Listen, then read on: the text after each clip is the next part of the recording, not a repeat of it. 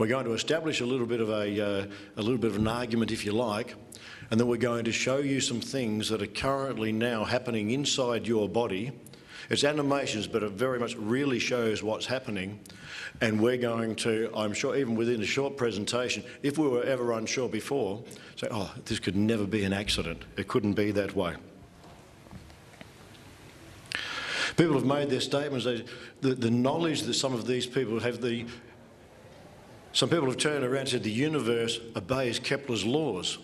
Now, he was a little more humble than that. He said, oh no, look, I was merely in a position working from other people's work to be able to uncover these things.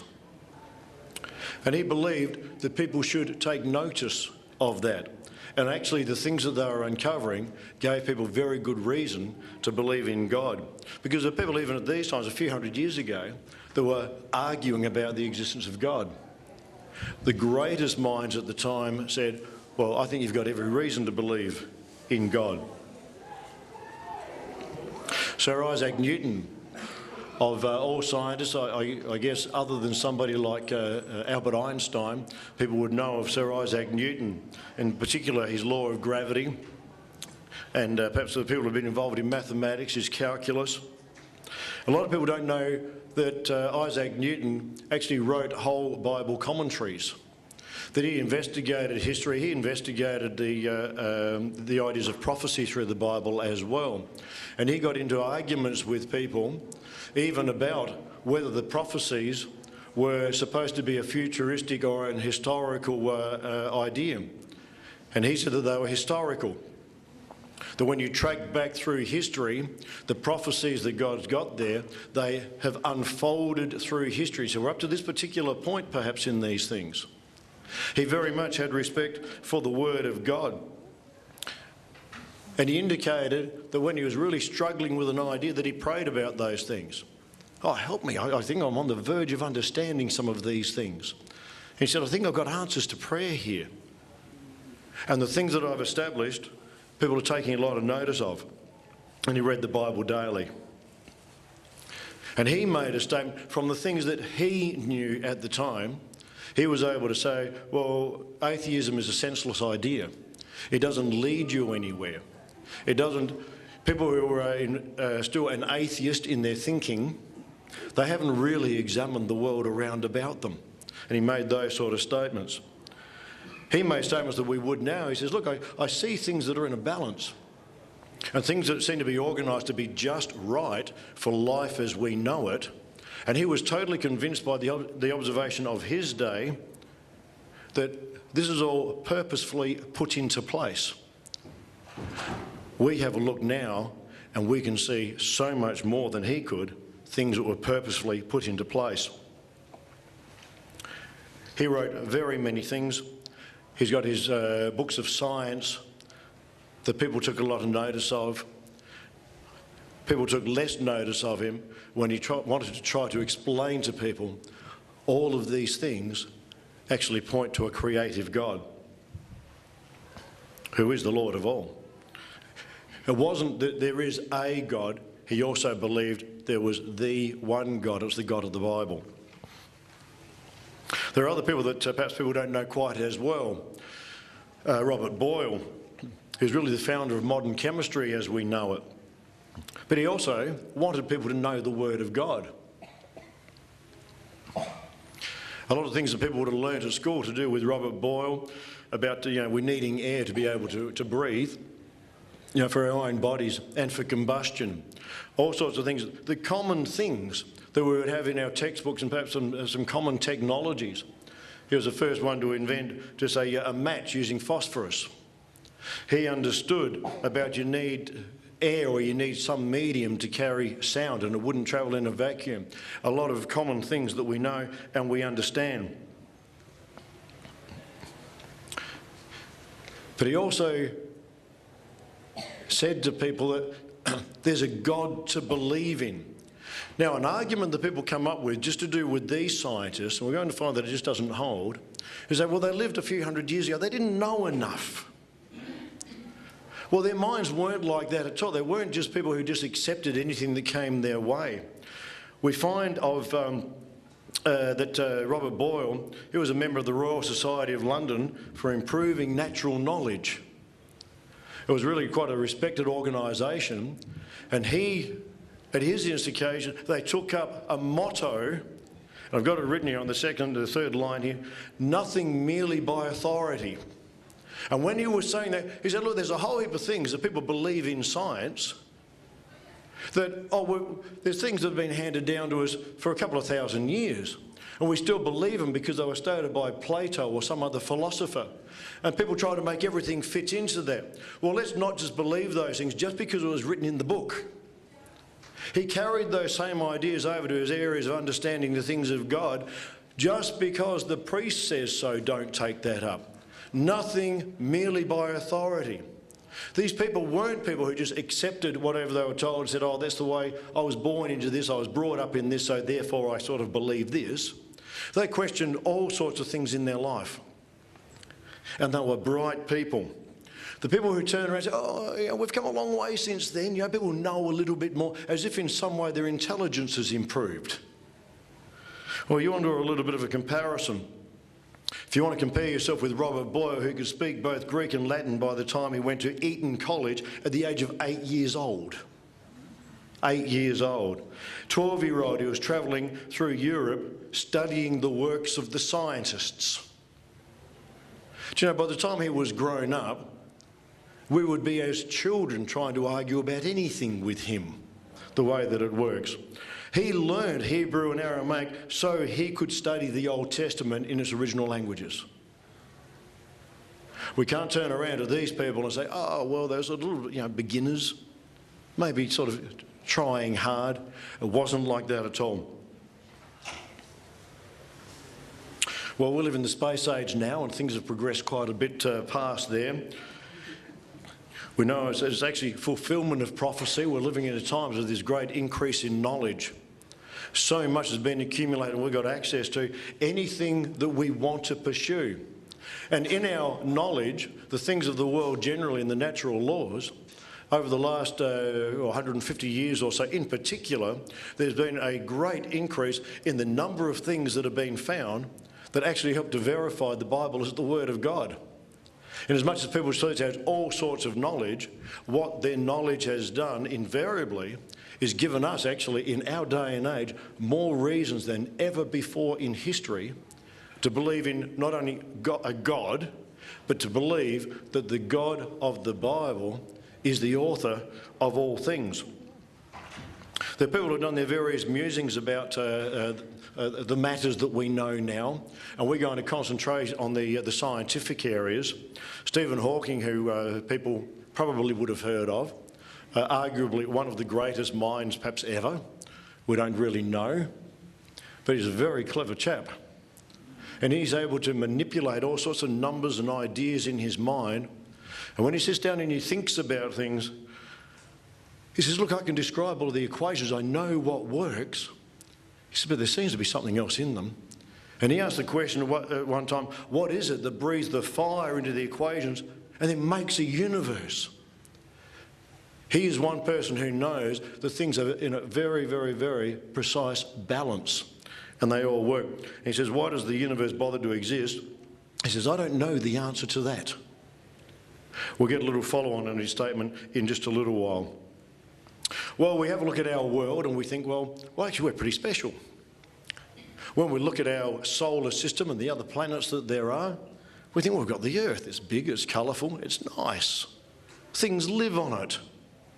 And when we start to have a look and we say, well, maybe we're not sort of so special, we can sort of think, oh, we're sort of big and important. We start to look at our solar system, well, we're not really so important. And when you start to spread out the things that are in our solar system, actually even finding Earth would be really quite difficult if you're on the edge of it. But when we start to consider a little bit further, well, when we start to have a look at the sun and Sirius, the brightest other star, perhaps in our local sort of region, we think, oh, Jupiter's even pretty sort of small and insignificant. The Earth wouldn't really be considered very, very much. But it actually goes on further from that. When we look at the real universe that we're a part of, and we start to look at the real scale of things, we become more and more diminished, and we still haven't finished. If you just check that one there, that was the big one down the bottom over there. That was the big one down the bottom there. It gets big, doesn't it? And bigger. Now, when you put all these together, it doesn't take into account the space between them. These are a long way apart from each other, and most of the universe is empty. And when you start to think, how would anybody know that we were here, and why on this little tiny speck would anybody take notice of a speck upon it? In the Psalms it says, when I consider thy heavens and the work of your fingers, the moon and the stars, what is man that you're mindful of him? Even for some gigantic being in the universe, how could you ever find us even here? And then why take any notice? In the Psalms also, there's an invitation and a challenge for people to turn around and say, well, actually have a look out there and find these things. And what you're going to find is that the heavens actually declare something about God. They actually declare of him that is glorious. They declare of whoever would be the creator of these things, that's bigger than all of these things, but also able to take a lot of notice about the minute things within it. It's glorious. It absolutely is. Now, just a couple of things just to do with these sizes, and perhaps referring back to Isaac Newton, just to set our little scene here. He said, look, we're in the right place for life near the sun. It's not too hot, it's not too cold. Now, I'm not going to pause on this because there's actually a whole other presentation, but just a quick whip through. The scientists today, in doing their study of the universe, they've said actually it's more than just our little local scene. They've worked out and they said, you know, actually everything in the whole universe is set up just right for us and for life to be here. We're actually in the right place on the Milky Way. At other places, if the Earth happened to be located in other locations, even in the Milky Way, conditions could not possibly be suitable for us here. We're orbiting the right sort of sun. It's the right colour, it's the right size, it gives off the right amount of heat. Most of the stars we see out into the universe are actually binaries that sort of orbit around each other, or triplets. And around them, there's never anywhere that you could place an orbit that would be stable and able to hold the conditions, even just to do with temperature that we have. It would be impossible. We have the colour, everything is right. We've got the right colour sun. If our sun was a little bit hotter, it would be a little bit bluer. And it turns out, just for our life processes like photosynthesis, leaves use some things out of the red end of the spectrum and the blue end of the spectrum. They kick back the green, and that's what we see. If the sun was a little bit different colour, photosynthesis wouldn't work. There's a whole heap of things just wouldn't work. We're saying about the distance from the sun. Well, the scientists are able to do their mathematics, and they're able to say, look, if we were this far out further, we couldn't have the water cycle that we depend on. If we were this bit closer, we couldn't have it work either. Everything would be all boiled away. Those things wouldn't work. And they say, oh, it just seems to be just right. Everything's just right. Our rotation period of the Earth on its axis. If we were going a little bit faster, the conditions with the winds and various things that we have, things would be so violent all the time and wouldn't work for life. If we went a little bit slower, things would heat up too much during an ordinary day and things wouldn't be right for us and it wouldn't work either. The tilt to get our seasons, everything is set up. Now the scientists are actually able to work and say, well, within these limits we think it would work. And they accumulate and they say that item after everything that we look at is actually important. The size of the moon in stabilising our orbit.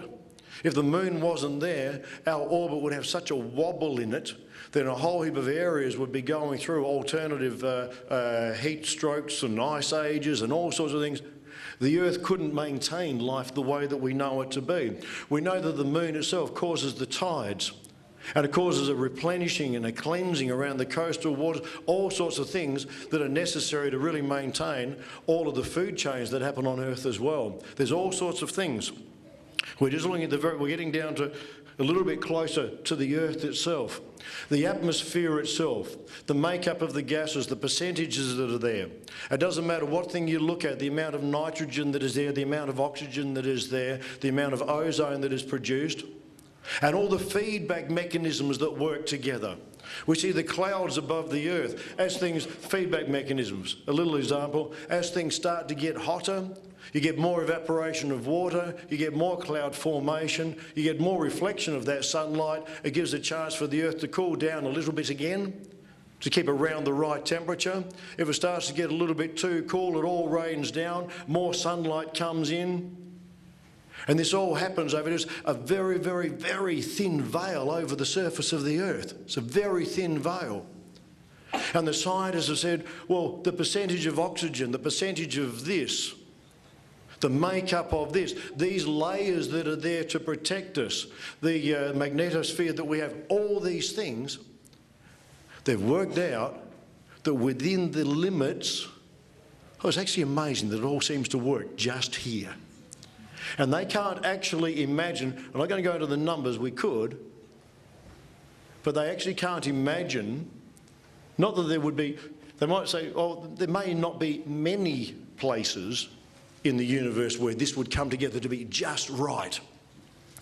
When they do their numbers and compare it to the possible number of locations, which people think, oh, yeah, the universe is huge, the scientists have come up with the conclusion, well, in actual fact, there shouldn't be a place in the whole universe where this works, where everything just happened to be, every condition just right. And they can apply numbers to it, and we're not going to deal with that. The things are precise. Paul Davies, who worked in Adelaide for a while, for those people who understand big, big numbers, he said if gravity wasn't exactly what it is, exact, precise, he says you wouldn't get stars, nothing would work. And he's talking about altering by 1 part in 10 to the 40th. That is such a large number. He's really saying that unless gravity is exactly what it is, you don't get stars, you don't have a universe. It has to be that. Some people have been involved in all sorts of projects around the world and trying to look at the origins of the universe. There was a fellow by the name of Freeman Dyson, for those who have been involved in physics that know his name through a number of projects. He worked with a fellow by the name of George Smoot on a project trying to map the cosmic background radiation.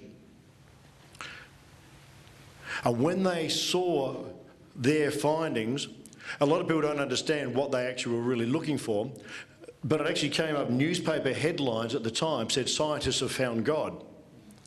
Well, basically they found irrefutable evidence of a beginning of creation is really what it meant.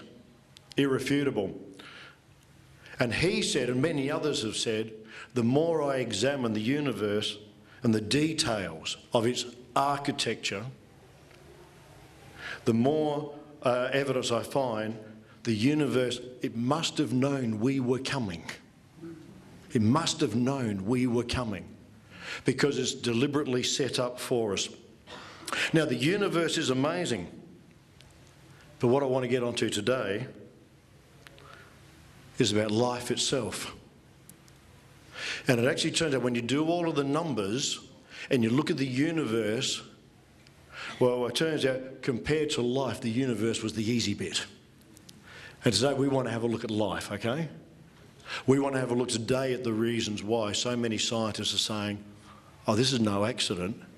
It couldn't possibly be. These days we've got all sorts of ways to examine the development of a fetus and the people know the chemical reactions and the stages. It's amazing stuff. We only have to look at it to say, that's incredible. For there's people who are able to describe, most chemical reactions that take place in your body. In Psalm 139, where it talks about I'm fearfully and wonderfully made, it talks about a type of embroidery that happens to bring a person together. This has to be put in, that stitch just at the right time. It's got to be in order. It's got to be in the right place. And it tells about, Lord, you saw my embryo even at the beginning.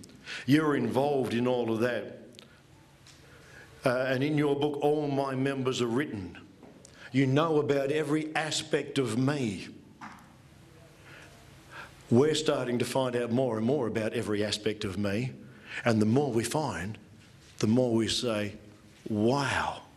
Anybody who would try to come up with some model or some idea of some accidental process that brought you and me about the place,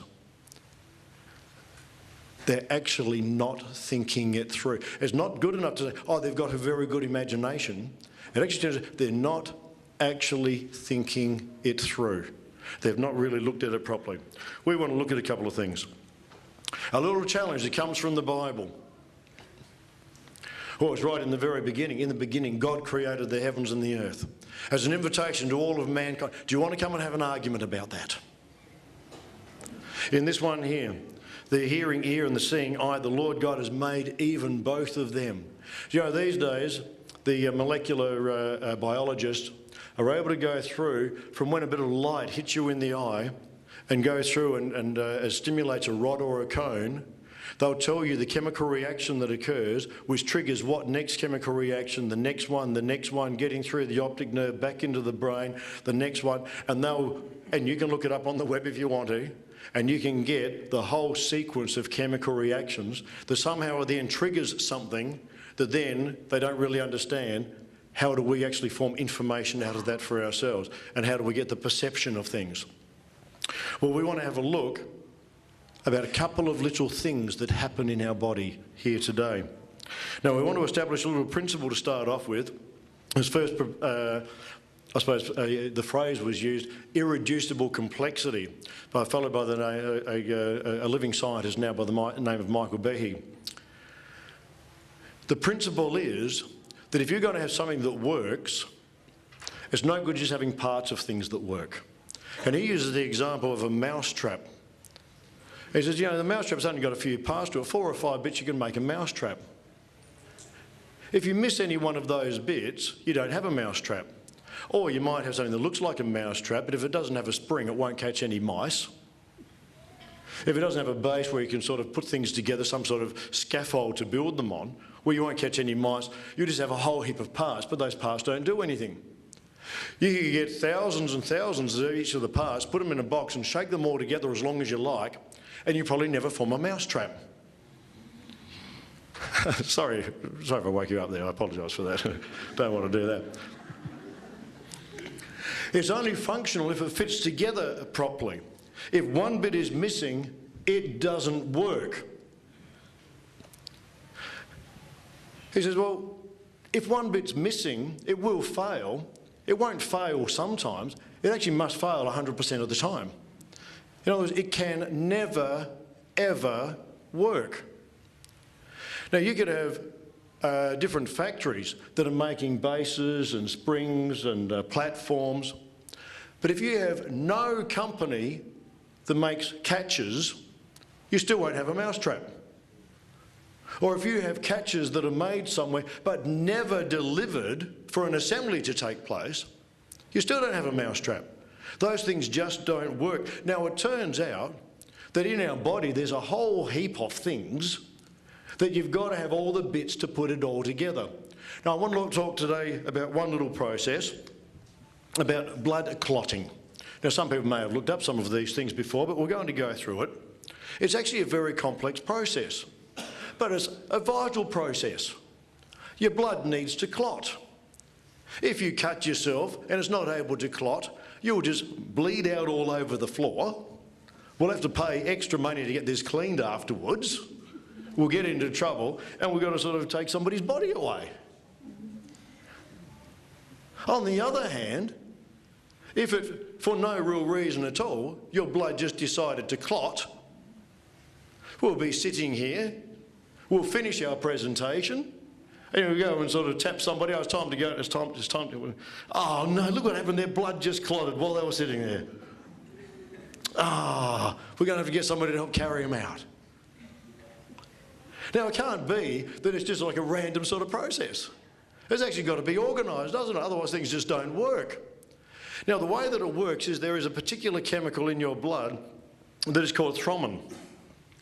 We'll get this one here. Sorry, we've got fibrin, sorry. Fibrin is a thing that we need to stick a whole heap of things together. A whole heap of fibres and blood cells and everything to block the hole so we don't bleed.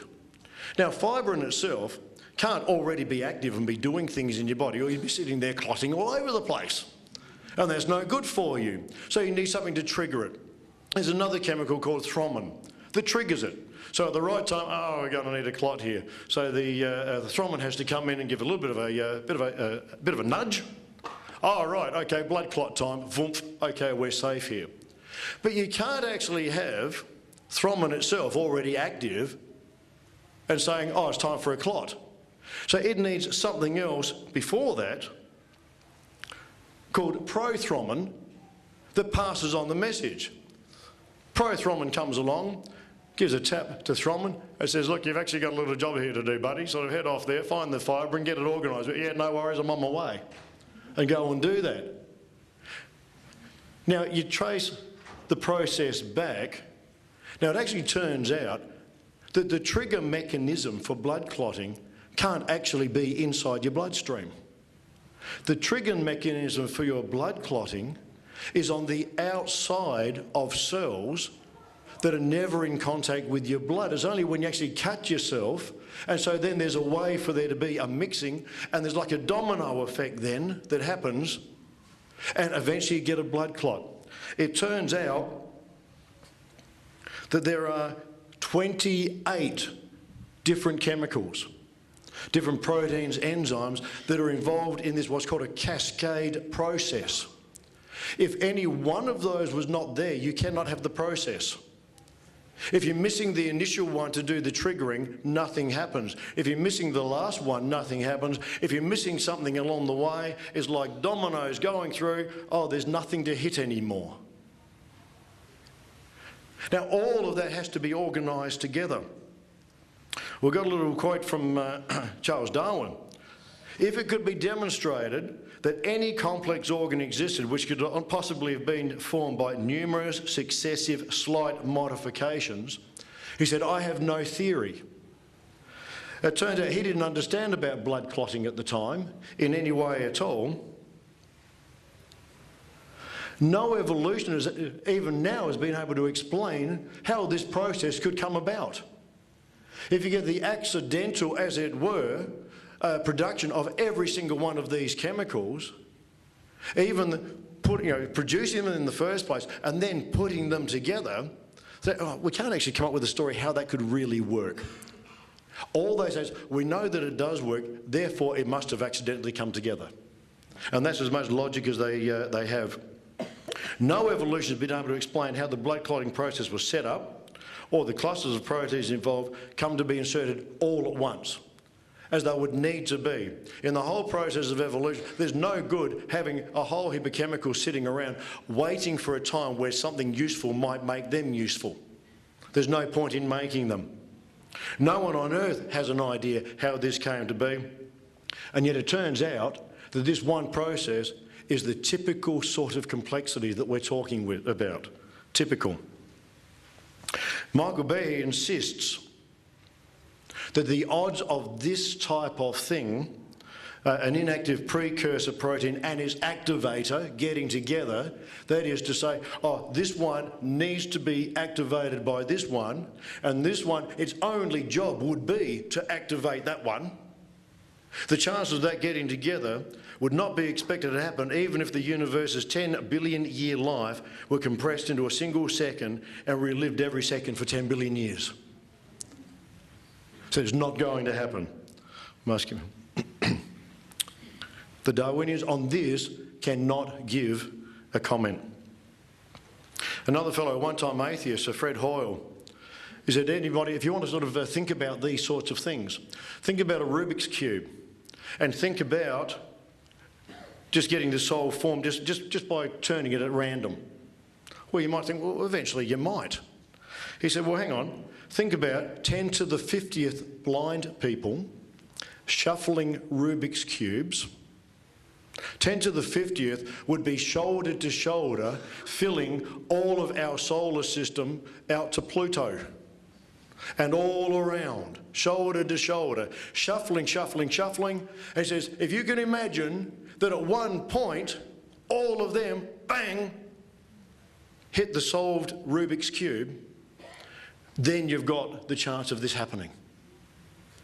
He said, surely nonsense of a high order. Nonsense of a high order.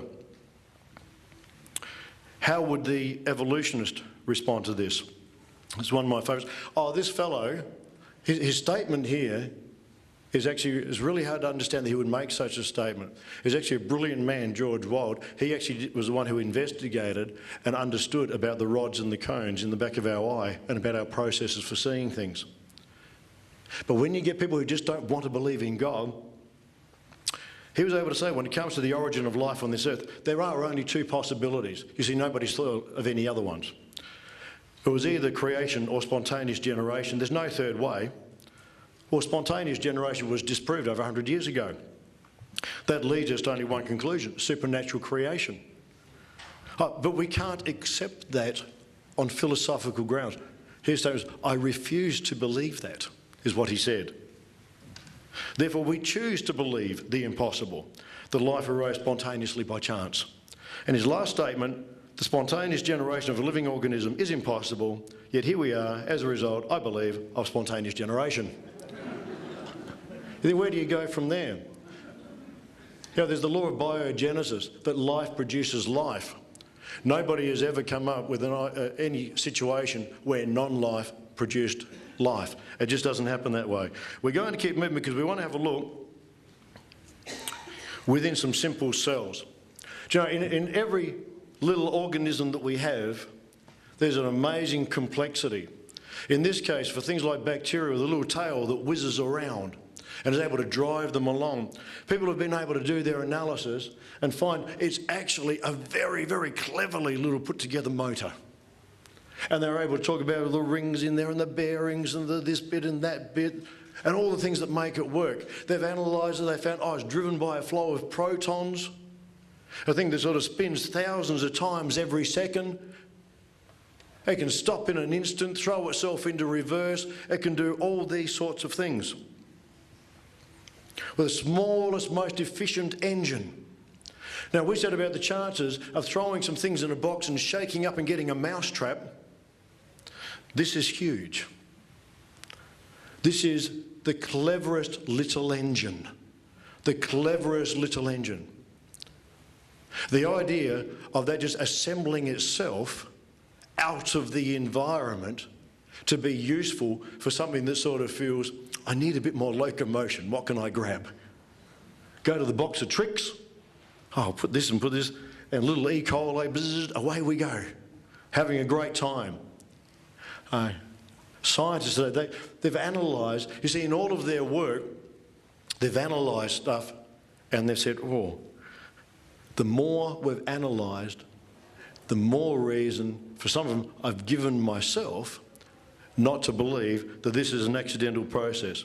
It turns out there is no such thing as a simple cell. In fact, within those cells, and we're going to look at some things in just a moment, but I hope you'll be really impressed. I'm very impressed with these little animations that somebody has put in an enormous amount of time, in fact, in trying to help people sort of look at evolutionary things and so on, and all they've done is given us more reason not to believe in evolutionary processes. More reason for that. Good on them. It turns around there's organisations all around the world spending billions and billions of dollars looking out into space, looking at the various... I mean, NASA has supported us so very, very well. They said, I'll give you evidence that there's a creator here somewhere. as soon as people start to interpret it all. Okay, there's no such thing as a simple cell. What we want you to do for a moment is to picture you've got a cell with a whole heap of stuff in it. That there doesn't do it justice. There's cram-packed machinery in here, and it's a violent place. There's stuff moving around all the time. And there's different machinery that's jostling for position to go in and to do its job. It's amazing stuff. As much as the E. coli has got a little motor, a cell has got whole factories in there, specific for some jobs. A lot of people know about, of course, general things about DNA, and they've had a look. We're going to have a little look at DNA. DNA is an information system, we know. The DNA only ever exists inside living cells. DNA is something that has to be copied and reproduced continuously and, we can say, faultlessly, forever, to keep us alive. It's a complex molecule.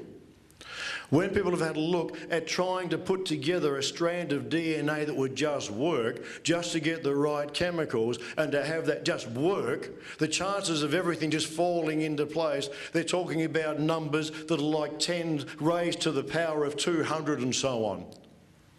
It becomes meaningless sort of actually meaningless numbers, the chance of these things happening.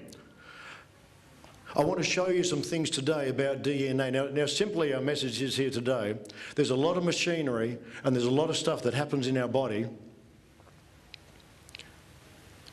And the only way for it to work is if every bit was designed and actually purposely put together at the same time. You miss one bit and it doesn't work. We've got a few animations.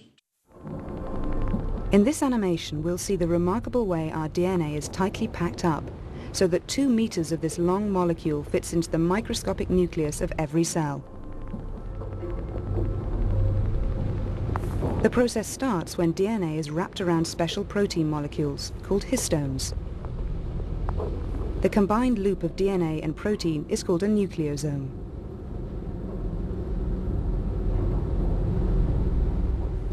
The nucleosomes are packaged into a thread known as chromatin. This fibre is then looped and further packaged using other proteins, which are not shown here.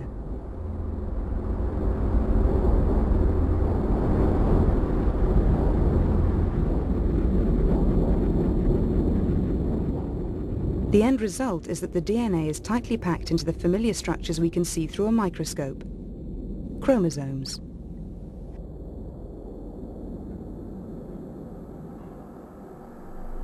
Chromosomes are not always present. They form around the time cells divide, when the 2 copies of the cell's DNA need to be separated. At other times, as we can see now after the cell has divided, our DNA is less highly organized. It is still wrapped up around the histones, but not coiled into chromosomes. I said that the cell is a violent place. The DNA that we have in our body, a strand on it, on average will be bashed or hit by some sort of radiation or something. There's so much that's not shown. It'll be damaged on average about once every 8.5 seconds. Your DNA inside you is being damaged in some way about every 8.5 seconds. What they didn't show and there's no reference to, there's all this other stuff that comes around that has a look and does repair work. How did it learn how to do that? We know the next amazing thing that DNA has to be able to do, you've got to make copies of itself and make sure that the code is faithful. Let's have a look. Using computer animation based on molecular research, we are now able to see how DNA is actually copied in living cells. You are looking at an assembly line of amazing miniature biochemical machines that are pulling apart the DNA double helix and cranking out a copy of each strand. The DNA to be copied enters the production line from bottom left. The whirling blue molecular machine is called helicase. It spins the DNA as fast as a jet engine as it unwinds the double helix into 2 strands. One strand is copied continuously and can be seen spooling off to the right. Things are not so simple for the other strand because it must be copied backwards. It is drawn out repeatedly in loops and copied one section at a time. The end result is 2 new DNA molecules. See, that's why you feel so tired, isn't it? You're working so hard there at the moment. Again, there's so many things there that are not shown. What about all the processes that are set up, the supply lines and the logistics of organising, just as the right things are being fed in so they can sort of make this message to be able to be transferred? What if they get it wrong? It turns out it's actually only within the last few years that people have realised there was a chemical inside the cells that just seemed to be everywhere. It doesn't seem to do anything. They couldn't work out what it was for. It was everywhere. It's ubiquitous. Ubiquitous, I mean, it's everywhere. So they called it ubiquitin. Oh, well, one day we might find out if it's got any use. Well, it actually turns out that it's involved in the process of quality control. When all this process happens and all the copyings and everything takes place, it goes along and it has a look at the messages and it goes along and says, oh, look, it's got an error in it. Puts a tag on and some other big machine comes along and chomps it all up again, sections it all up and says, go and try again. How did that all come about? What you're about to see is DNA's most extraordinary secret. How a simple code is turned into flesh and blood. It begins with a bundle of factors assembling at the start of a gene.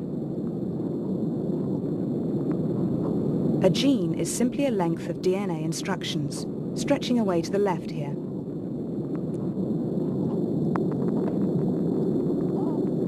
The assembled factors trigger the first phase of the process, reading off the information that will be needed to make the protein. Everything is ready to roll. 3, 2, 1, go. The blue molecule racing along the DNA is reading the gene.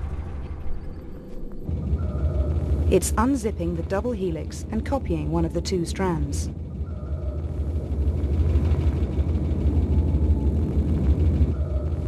The yellow chain snaking out of the top is a copy of the genetic message, and it's made of a close chemical cousin of DNA called RNA. Building blocks to make the RNA enter through an intake hole.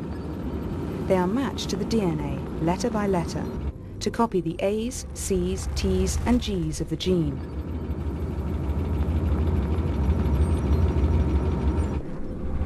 The only difference is that in the RNA copy, the letter T is replaced with a closely related building block known as U.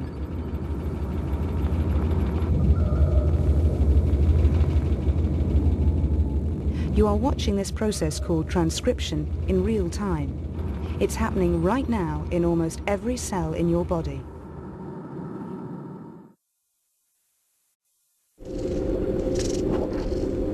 When the RNA copy is complete, it snakes out into the outer part of the cell. Then, in a dazzling display of choreography, all the components of a molecular machine lock together around the RNA to form a miniature factory called a ribosome. It translates the genetic information in the RNA into a string of amino acids that will become a protein. Special transfer molecules, the green triangles, bring each amino acid to the ribosome. The amino acids are the small red tips attached to the transfer molecules. There are different transfer molecules for each of the 20 amino acids. Each transfer molecule carries a 3-letter code that is matched with the RNA in the machine. Now we come to the heart of the process. Inside the ribosome, the RNA is pulled through like a tape. The code for each amino acid is read off, 3 letters at a time, and matched to 3 corresponding letters on the transfer molecules. When the right transfer molecule plugs in, the amino acid it carries is added to the growing protein chain. Again, you are watching this in real time. And after a few seconds, the assembled protein starts to emerge from the ribosome. Ribosomes can make any kind of protein. It just depends what genetic message you feed in on the RNA. In this case, the end product is hemoglobin. The cells in our bone marrow churn out 100 trillion molecules of it per second. And as a result, our muscles, brain, and all the vital organs in our body receive the oxygen they need.